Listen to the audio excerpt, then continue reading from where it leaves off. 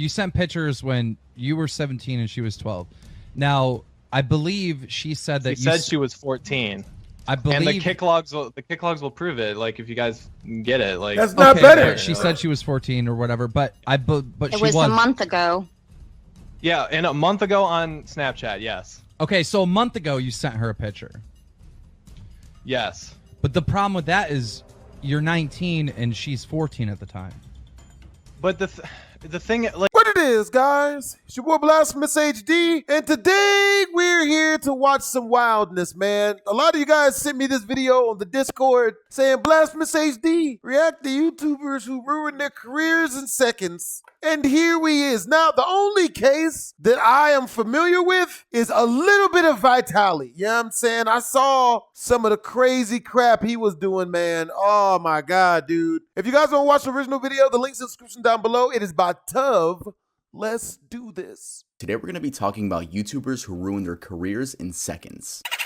Vitaly Zdtv. Vitaly Zdtv, also known as Vitaly Zdtv, was once the go-to YouTube channel for hilarious pranks, with funny and original concepts at the time such as gold digger pranks, Russian hitman pranks, in the hood pranks, and who could forget classics such as how to get girls to kiss you, getting girls panties, and the amazing Can I Eat Your Booty? The channel now sits at 10 million subscribers and over 1 billion video views, though his recent uploads don't match that of a 10 million follower channel. So what happened? If we want to understand the fall of a man who was once getting a minimum of 20 million views per video,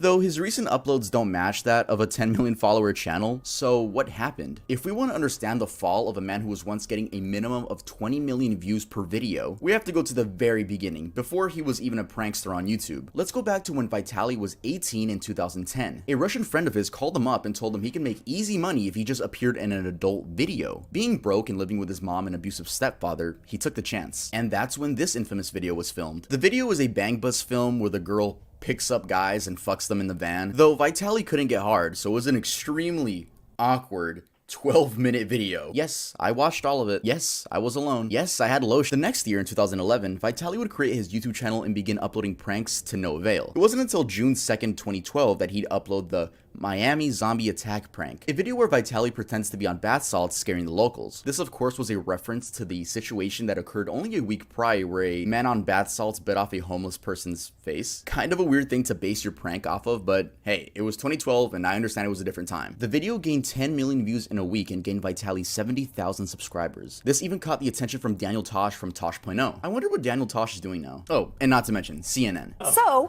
a guy in Miami, a prankster, decides to go out, dress up as a zombie and covered in blood, and he starts running around chasing people. Look what he does to this guy. Like, you can see the front of his shirt when he turns. He's covered in blood, and he chases this poor guy here and numerous people, and they're rolling on it, right? It's a prank, so he chases people around, scaring the absolute heck out of them. He rode the momentum and kept making prank videos and started becoming the face of YouTube pranks along with FouseyTube, Roman Atwood, Dennis Rohde, and several others. Saying Vitaly got into a lot of controversies is an understatement, but I'll tell you guys the biggest ones. In 2014, Vitaly was arrested for streaking the field during the 2014 World Cup final in Brazil. He had natural born prankster across his chest.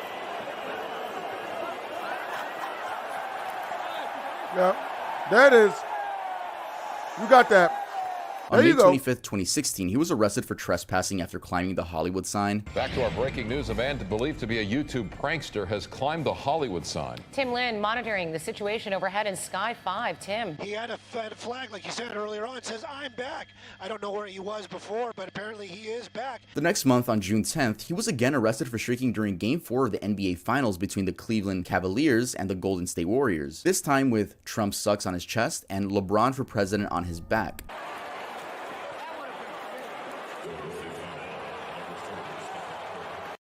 I support LeBron for president. In 2017, he shrieked at the World Series.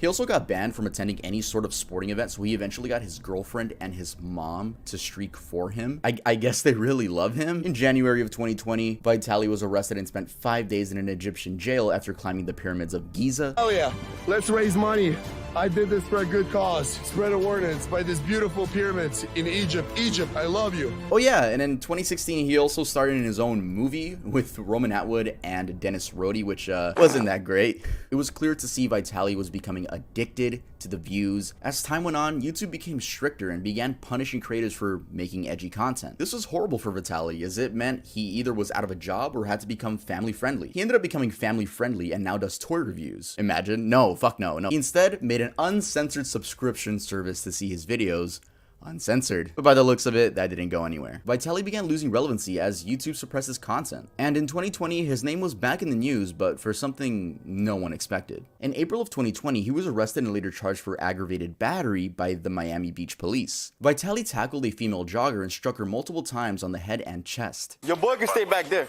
Put your hand on the car, man. No, just put your hand on the car. Just lean on the car, please. Lean on the car right there. I'm sorry, guys. And he seemingly did this for no reason, but it was later revealed that he was on shrooms. No, but mushrooms are good. I never had a bad trip until that one time where I flew. So I was COVID mushrooms. I was bored. Last thing I remember is, please help. And I tried to hug her and she pushed me or whatever. And yeah, I hit her and I realized what I was doing on top of her and I was like, what the fuck? And I didn't even run back to the house. The article says I tried to hit in my house. I didn't know what was happening. He was released from custody after a $7,500 bond. Vitaly reunited with his attorney, Roger P. Foley, and released a video on how Roger was able to get him to avoid 15 years in prison. After filing in on the case, the charges were immediately reduced to a felony battery, a third-degree felony, and after a few months, the case was reduced to a misdemeanor and eventually dismissed. I feel like if the charges got dropped because you have a really good lawyer, I don't know why you would make a video on it. It kind of seems like a big fuck you to the woman that got attacked. Like, hey, I avoided 15 years in jail because I got a good lawyer. It's kind of a weird video to make. Fast forward to 2022, and Vitaly seems to be trying to make a comeback to YouTube with classics such as Can I Eat You Out? How Tight Are You? And Epic Farting on Girls prank. Someone needs to tell Vitaly we're not in 2015 anymore. He even does the What's Up Guys intro unironically, and it's pretty sad. What's up, villains? Welcome to another video. The prank format on YouTube isn't what it used to be. Great examples of new prank channels are Balin Levine, Loaf, Kaisenat, Gideon, and the list goes on. But these new era of prank channels have one thing in common. They all have a lovable main character. With Vitaly, it's going to be hard for him to gain an audience again, especially after being a woman beater. But I guess we'll see what's next for Vitaly. Yo, hold on guys. Someone's knocking at my door.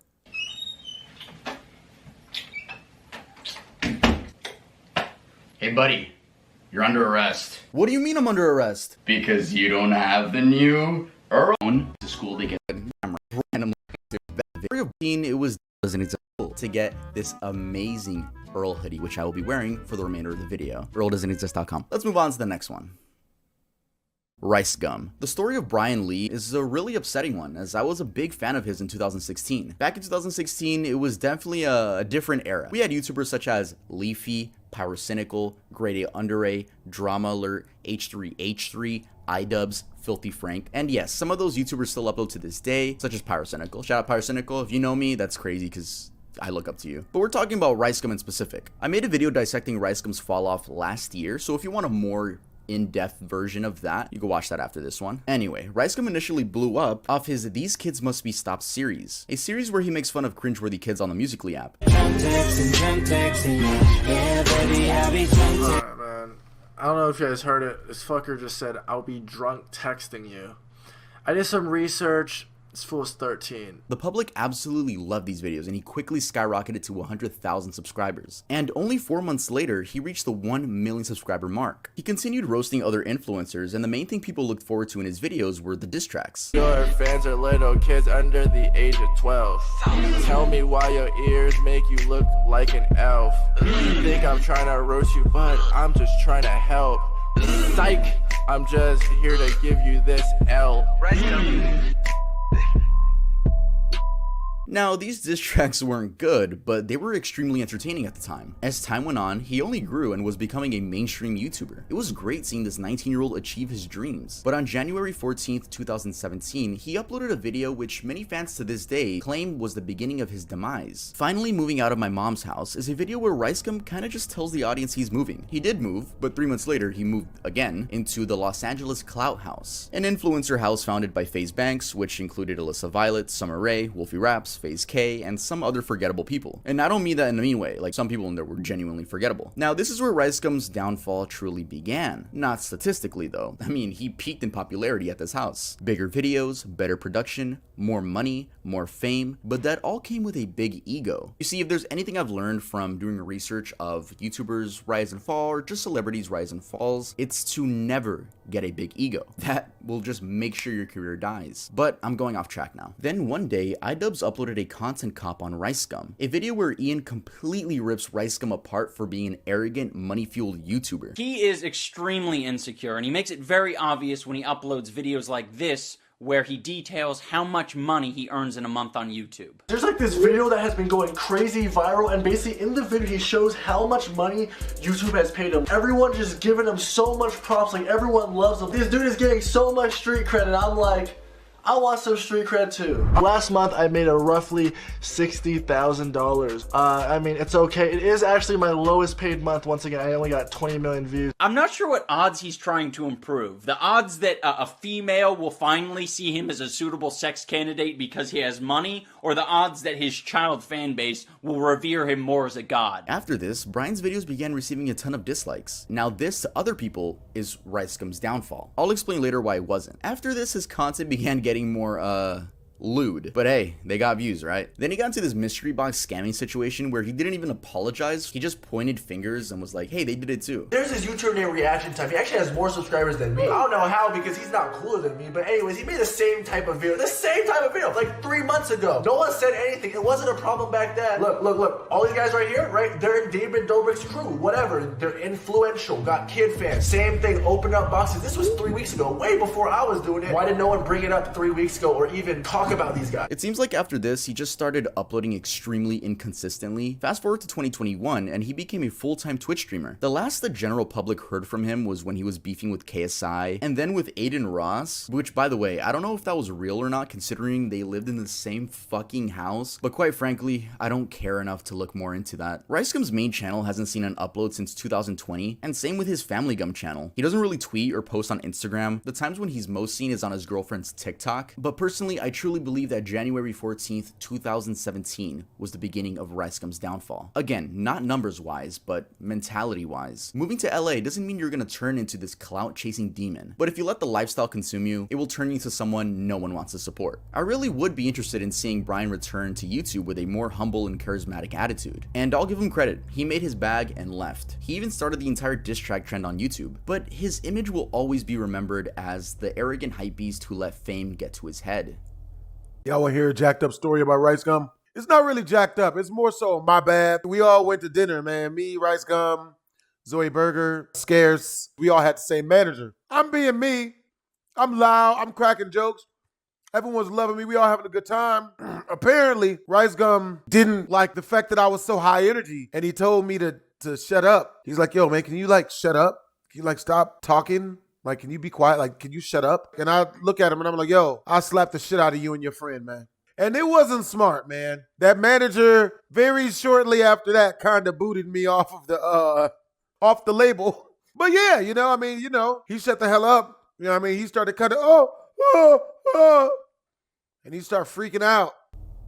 Call Me Carson. Carson King, aka Call Me Carson, is a YouTuber who peaked at 2.9 million subscribers, and ever since the incident, his subscriber count has been trickling down. He began his YouTube journey by uploading Minecraft videos to his first 2 channels, which were called GamerCraft157 and Icebox Carson, before eventually moving to the Call Me Carson channel. His channel started taking off in 2017, with videos focusing on Discord trolling, reviewing internet media, and playing video games with his friends. The momentum continued, and the official name of his friend group became Lunch Club. It consisted of Call Me Carson, It's Joko, Jschlat, Slimesicle, Ted Nevison, Hugbox, Travis, Connor Eats Pants, and C-Scoop. I hope I pronounced all of those right. I am so used to calling Ted Nevison Ted Nevision, but I get corrected a lot. It seemed like nothing could go wrong for this friend group, and especially the leader, Call Me Carson. But on January 4th, 2021, a video was uploaded to Drama Alert, of all places, with the title, Call Me Carson's Serious Allegations, Lunch Club Interview. In this video, Lunch Club members Hugbox and Travis explained that Carson has been having inappropriate conversations with underage fans. This included the exchangement of lewd images as well. This information was told to them by Carson himself. That same day, a Twitter user whose information I'll be blurring out said this on Twitter. I can personally come out and say that I've been groomed by Carson. I have talked to many people and never came out about this since now. At the time, I was still 17 and in high school. Here's a few things he said to me. Alright guys, I hate reading word for word, especially when they're a little bit inappropriate. Let's get into this. I'm scared and I want to talk to you for the wrong reasons. Elaborate? What if I only want to talk to you for the sexual part of it? I don't want that, but like, I'm worried about it. What if subconsciously I'm only talking to you because it turns me on or something? Is that really what you want? What other options are there? Also, what would you want to happen? I don't know. All I know is every time I jack off now, I have a really hard time not thinking of you. I guess my brain got stimulated and now it wants more, you know? Sorry, I was in school, but yeah, I get that. What if we read on Snap and next time you're horny, we can have some fun again? I just don't want that to be the only thing we do, you know? Yeah, but fuck, you're hard to resist. So are you. I feel like this is all my fault. Damn, if anything, it's my fault because I can't control myself. Fucking hell. I want to, but it's a bad idea. I'm not gonna lie, I'm scared of getting your hopes up or something. I'm willing to try, but it's such a bad idea. But so is sexting you. Fuck. Carson later revealed in his Discord that the texts were real. Long story short, when I was 19, I sexted a couple of viewers that were 17. Extremely regrettable and incredibly embarrassing. Felt guilty since. It could be worse. I mean, he was 19, 2-year difference. It could be way worse. Apologized to them both and resolved it privately last year. Then Keem got a hold of it like 2 days ago. At the time, the girl was 17 and Carson was 19 years old. Though a 2-year age gap isn't anything to glance about, I guess people did because 1, this is a famous YouTuber and it's easy to like nitpick anything a famous person does. 2, even though the age of consent in the majority of the United States is 16, talking to people that are under 18 on the internet is like a well-known no-no thing to do, especially if you're famous. And 3, people argued that there was a power dynamic, which honestly is something I do agree with. I mean, think about it. If you're a big YouTuber, your fans already see you as a god. So asking them for pictures might just make them feel like they're forced to because they don't want to let down their favorite YouTuber, right? That's bullshit. Come on, son. I've had plenty of females tell me no when I've asked for nudes. That's not how that goes. I'm still figuring it out. Anyway, Carson lost followers, friends, and basically everything. He stopped uploading, stopped streaming, and would rarely tweet. And whenever he did tweet, he would like quickly delete it. It was like this for 7 months until a video titled Moving Forward was uploaded by him. This specifically was August 25th, 2021. In this video, he doesn't discuss the situation at all. He says he doesn't want to make more drama and instead promotes the fact that he's going to be donating 100% of his earnings to charity. Hey guys, it's been a while. This isn't going to be your average YouTuber apology video, and I'm not going to make it long and drawn out. I've learned a lot this past year. I'm not seeking forgiveness, nor am I looking to make excuses. You are expecting some long drawn out video explaining my truth of the situation, but I have no intentions of doing that. I'd much rather just tell you what I can do in the future. For the next year, I plan to donate 100% of my profits to charity. And since that day, he's uploaded 7 more videos onto his channel, and his views clearly don't match to those before the situation. So yeah, Carson is back, but with not nearly the same amount of love he once used to have. In fact, he gets hate under every single tweet he makes. Yeah, I mean, there are definitely trolls that just, "Hi Carson, I'm a 15-year-old girl, hit me up for a good time." What type of insult is that? That's not even a... What type is it? It's just the comment section, man. It's always, you know what I mean? Alright guys, I want to give a quick update to the whole Call Me Carson situation. As you guys know, there's been a bunch of Twitch drama recently, and Hugbox actually wanted to add on to that. I won't say it like that, but I'll just say he did add on to the drama, though I didn't see anyone talk about this. Just happened to stumble across it while doing my research. So here's Hugbox's Twitter, and Hugbox actually made a twit longer with the title Game Over. It got almost 5,000 likes. Like, I would say it got some attraction. I have no idea how I did not hear about this at all, but the twit longer is it's a lengthy read. It's a very lengthy read.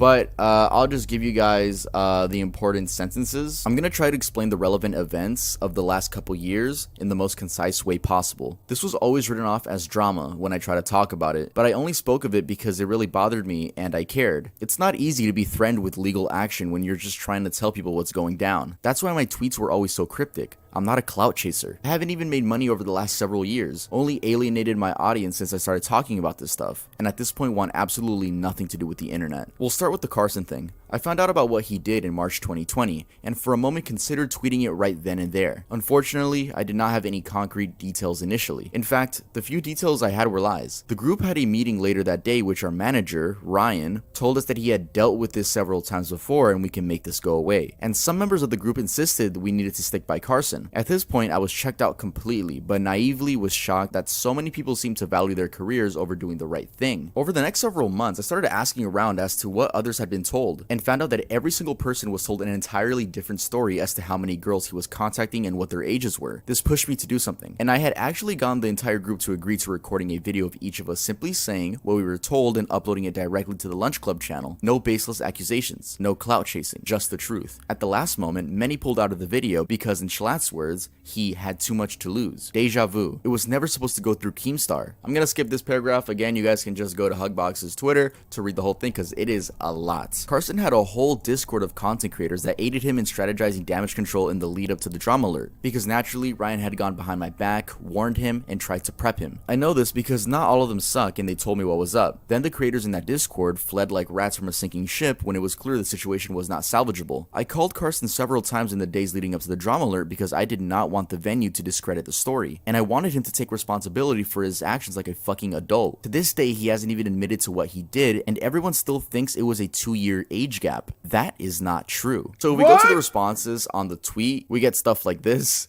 I like how instead of telling us why it was worse than a 2-year age gap, he simply didn't. Him. Elaborate on that. No. It's a very strange twit longer. I don't know, man. The fact that the dude says there's a longer than a 2-year age gap, but won't tell us what the age gap is, that sounds like homie might be just hating. I could be wrong. Like, I gotta hear the rest. Because, I mean, he's being cryptid like he said, but he said something about legal action, so I don't know. I don't know that. I'm just the messenger. I want to make that clear. I'm just the messenger, and I just felt like I should update you guys since something else came through to the story. It's very odd that Hugbox says that there wasn't a 2-year age gap. It was that was not it. But yet this girl says that she's 17. But I also remembered apparently there were multiple girls. I don't know. It's very weird. What I'm telling you guys is not factual. Again, just the messenger. But yeah, I guess now we're actually going to talk about another YouTuber, you know, because we're continuing the video. Shout out to Five Nights at Freddy's t-shirt. But yeah, let's head on to the next person on the list. Faze K and Faze Jarvis. Faze Clan was created in 2010 and began as a Call of Duty sniping team. Members would achieve impressive clips only using sniper rifles and later create montages which would be uploaded onto YouTube. When Faze Clan started out, they were all just kids in high school enjoying the most played game at the time. By 2012, the YouTube channel had hit 1 million subscribers and it was the thing to know about Faze Clan if you played Call of Duty. Everyone and their mom wanted to join Faze Clan at one point. I wanted to join Faze. 2014 to 2016 is when I would say Faze truly peaked. This was when the main members of Faze all moved into a house in New York and called that the Faze house. Many fans still say this was the best era to be a fan of Faze. And Faze hasn't stopped growing at all. They even have esports teams in every major video game. They also recruit athletes, and not to mention that their main focus is still Call of Duty, with members such as Swag who grind competitive Call of Duty. Also, I can't talk about Faze without mentioning the best member, Faze Jev. Yo Jev, if you're watching this, I just want to let you know you're a huge inspiration to me, and thank you so much for always being you. Anyway, let's first talk about Faze K, who joined Faze in 2013. This was thanks to his sniping skills. He would upload gaming content and occasionally have his younger brother Jarvis join in on videos. What's going on guys, this is Faze K and I'm doing a Q&A today. I asked some of you guys on Twitter to ask questions to ask my brother, who is here next to me. Though K never got nearly as many views as his American peers, I'll give him credit for going outside the box and attempting to capture the more IRL side of gamers. And when he would get views, it was for very out of place content like water bottle flip videos. You'd never expect that to be uploaded by a Faze member. I mean, they brought in views, so he was doing something right. Around this time is when his younger brother Jarvis began uploading content of his own, but things would change in 2018 around Fortnite's peak. K would begin to make videos revolving around his little brother and Fortnite. The views were immense, and at this point K was living in a new LA Faze house, or the Clout house. Either way, it was a fucking influencer house. Eventually, thanks to his skills and very, very saturated thumbnails, Jarvis joined the one and only Faze clan in 2019. The momentum only continued. And then Jarvis got banned from playing Fortnite due to using hacks in the game, aimbot to be specific. He wasn't playing competitively, he just downloaded some mods and wanted to make a cool video out of it. I'm truly like so sorry. Epic, I know I have to take accountability for my actions, and you know I'm gonna do my best to accept any punishment that like comes my way, whatever happens. Epic Games decided to make an example out of him and banned him from playing the game. No, this doesn't mean that when he goes to his friend's house and picks up the controller, the FBI just breaks down the fucking door and arrests him. It just meant that if he made any new accounts publicly, they would all just automatically get banned. This also meant Jarvis had to switch content. He basically became a copy and paste of Faze Rug doing challenges and TikTok life hacks. By the way, these thumbnails are still they're very bright. In 2020, he quote-unquote fooled the internet that he was playing Fortnite again. He went live and had someone else play for him. Then his username got leaked and Epic Games banned him on the spot. But when did Faze K and Faze Jarvis's careers go to shit? Kids. The Save the Kids crypto scam. Remember when every YouTuber was hopping onto the crypto coin NFT train? Well, this was one of them. This was a coin that claimed it would be used for charity and used the likes of K, Jarvis, Tico, Ricegum, and Nikon in order to get more clout. This was an entire mess, and I'm gonna dumb it down for you guys, but if you guys want full explanation, make sure to go watch CopyZilla's video. It's an amazing detailed video. But yeah, to dumb it down, fans would buy this coin thinking that the value was only gonna go up. You know, they probably thought it was gonna be the next Bitcoin, but instead, the owners of the coin just left with all the money. I believe this is called a pump and dump scam. All the people in that video were a part of it except Tico. Tico was genuinely innocent, which is why he's back in Faze now. But everyone else in that video,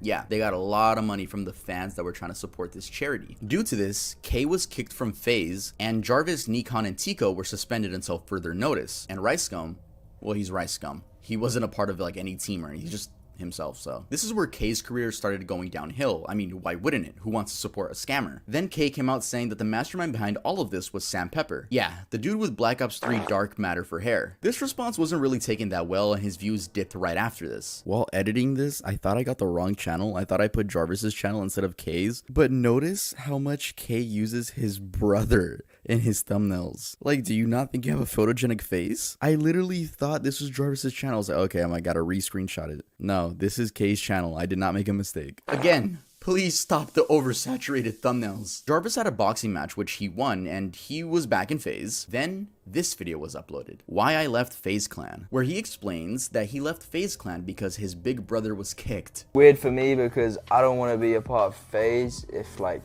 you're not in Faze as well. Yeah. Because obviously me and you, we started YouTube since the very beginning. Trust. All of this happened because of you and you pushing me to like make videos, start vlogging, you know, start streaming. It really all happened because you pushed me to do it. Aw, so sweet. Except not really, because this is when Jarvis would begin uploading less frequently and get less views. And no, YouTube shorts don't count because those views are from randoms, not your fans. I forgot to mention that they have another channel called Jarvis and K, where they do upload more frequently, but the views aren't there either. And for some reason, while watching their videos, I feel like they're always finding a way to diss Faze. 7 months ago, I left Faze Clan, and after watching these TikToks, I think I made the right decision. It's like, I get the vibe of like biting the hand that fed you. I mean, even the fans dislike the videos, and it's very weird. I don't know. It seems like they have a big ego after leaving Faze. I truly believe Jarvis could have saved his career by just staying in Faze. It doesn't matter if you were banned from Fortnite. There's new Call of Duties every year to make content on. I get that family comes first, and that's super respectable that he did that, but rejoining Faze doesn't mean, fuck you, bro, to your brother. It just means you're looking out for yourself. It's quite literally your livelihood. Nowadays, they both upload shorts and MrBeast inspired videos, but it doesn't seem their audience is there anymore. Jarvis had a video get over 1 million views recently, but it's because Faze members are in it. Pretty ironic. I mean, you could have stayed. You could have fucking stayed in the group. But yeah, let's head on to the next one.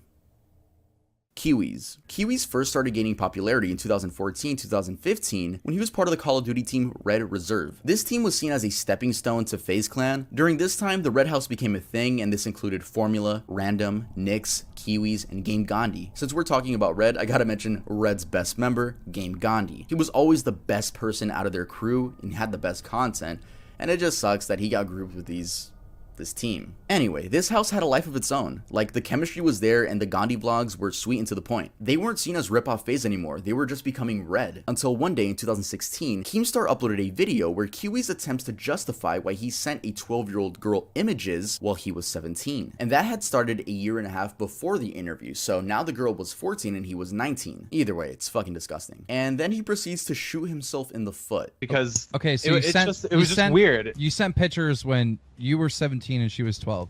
Now, I believe she said that she said she was 14. I believe, and the kick logs will prove it. Like, if you guys get it, like that's not better. She said she was 14 or whatever, but it was a month ago. Yeah, and a month ago on Snapchat, yes. Okay, so a month ago you sent her a picture. Yes. But the problem with that is you're 19 and she's 14 at the time. But the thing, like, I was in a really like depressed state. Like, she was talking to me. Like, she kept on saying how she that only works for women, okay? The world is sexist. A man cannot do dumb shit and then claim depression. It don't work. Okay? Females, I was going through a bad place and like I just didn't know what I was doing. I was just so depressed and I just lost a friend of mine and I just made a bad mistake. We don't get the same thing, man. Okay? There is no, okay, look, like, she was saying how she was so attached to me, and I was saying, and she said how she wanted to meet up, and I said that's really weird. I don't want to meet up. Like, that's something you can't bank on. The lie detector detected that was a lie. Look at Keemstar's face as this dude tries to explain why it's not exactly what it looks like. I love Keemstar's face. Yeah, and a month ago on Snapchat, yes. Okay, so a month ago you sent her a picture. Yes. But the problem with that is you're 19 and she's 14 at the time. But the thing, like, I was in a really like depressed state. Like, she was talking to me. Like, she kept on saying how she was saying how she was so attached to me. And I was saying, and she said how she wanted to meet up, and I said that's really weird. I don't want to meet up. Like, that's something you can't bank on. Like, that's just really weird. I don't want to do that. And she's claimed that she wants to meet up with other people. There's another person in red that she talks to that she wanted to meet up with. Specifically, and we can talk more about that in private. But oddly enough, this wasn't the end of his career. He continued uploading and even uploaded a response video where he flat out victim blames the girl. I shouldn't have trusted this girl. I shouldn't have. I don't know why I did what I did. She convinced me that I could trust her, and it was a mistake. She's 14, man. I'm pretty sure she probably still believes in My Little Pony. Come on! And that's something I will never make ever again. This girl lied about her age and convinced me to send her pictures of myself. Like, she sent pictures to me too, but his audience seemed to have liked it and supported it. By this time, everyone knew about the situation, and due to living in the red house, the address was public. I don't know if they publicized it themselves. I'm sure they wouldn't dox themselves so fans could come over and say hi, but their address was known. Anyway, Kiwis got confronted at his own house by a random person, but it was done horribly. The person called him a... Like, the dude filming could have at least said some factual stuff instead of just saying that he's a... Red Formula. Yeah, the leader what's up, of the Red Reserve. What's good, man? How you doing, man? What's going on, you a fan? Yeah, I'm a fan of the Red Reserve. Is Kiwis around? Yeah, he is. Do you think I could talk to him? Yeah, sure. You wanna come on in for a bit? Yeah, sure. Red Kiwis. Oh, hey, DJ Tittynack. Yeah, in what's real up? Life, the man with the big shorts. Yeah, what's up, dude? I wanted to ask you a question. Okay. Why did you that girl? Oh, you think you're funny? Yes. That is not funny at all, dude. Alright, you gotta leave, dude. Leave, bud? You gotta get out of the house. Why did you do it? You gotta get out of the house. Why did I? Do you even know the story? Come on, I know the whole story. Get out of the fucking Why house. did you do it? What's Why the did you do story? it? You sent your dick online Get to out a of girl the house. that was 14 years old. That was 14 years old. In my house. Do you realize Do you not understand that she completely lied about her age? Get out of the house. It's proven. Get out of the fucking house. That's why I'm here. The reason why Kiwi's story is so... I'm pretty sure you're allowed to beat that guy up. Y'all should have jumped that guy. I would have watched the video. Odd is because he never stopped uploading. He even peaked in 2018, 2 years after that situation. This was of course with the help of overly saturated Fortnite thumbnails. Yay! Fast forward to 2021, and skipping over his new team, which failed, Drummer uploaded a documentary about him, and he got dislikes for a little bit, but kept uploading. His views nowadays are nowhere near his peak, and it's just sad, really. Seeing when YouTubers ruin their careers, but don't have anywhere else to go because they make their money on the internet. I mean, they could go work at their local Food for Less, but I think at that point, of being a YouTuber, your ego's really high, so you just don't want to do that. And there's a chance you could get recognized, which is always going to be awkward. We're literally watching these people die inside. But yeah. Yeah, this dude seems to have a real infatuation with people dying inside. It's kind of weird. That was a wild ride. I did not expect it to be as entertaining as it was. Certain stuff you just don't do, man. Don't beat women. Don't take vagina from them. Ask for their ID before you send the nudes. Don't get sexual until you've seen a picture of her ID, man. That's how I tend to do it. First pick got to be of the ID. Don't play this. No. Hope you guys enjoyed the video. If you did, make sure to comment, like, and don't subscribe. It's your boy BlastphamousHD. Twisms.